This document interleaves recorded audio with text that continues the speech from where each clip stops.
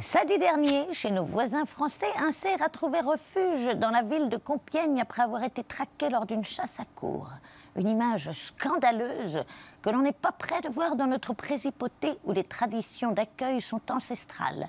Pour les migrants, certes, mais aussi pour les faisans, les lapins, les sangliers et les chevreuils. Un reportage de Bricadon Pintu, Fifine Piteux-Vieux et Marc Oulamu. C'est en se promenant dans la forêt de Glumotte que Michel-Hélène et Artempion Gribondu, deux retraités grolandais, ont trouvé et recueilli cette jeune biche. Elle avait que quelques jours. On l'a élevée au biberon.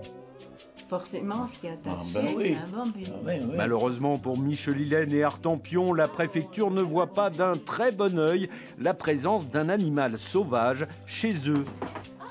Le couple refusant de se séparer de l'animal, le différend se traite devant le tribunal de grande instance de Mufflin. La justice a-t-elle été touchée par leur histoire? Toujours est-il que le jugement rendu tourne en leur faveur. Les Gribondus ont le droit de garder Bambi. Ah, on est bien content.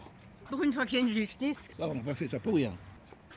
Mais 3 jours plus tard, c'est le drame. La Fédération de chasse grolandaise intente un référé. Le premier jugement est cassé. Les Gribondus doivent rendre l'animal à la vie sauvage. On est bien embêtés.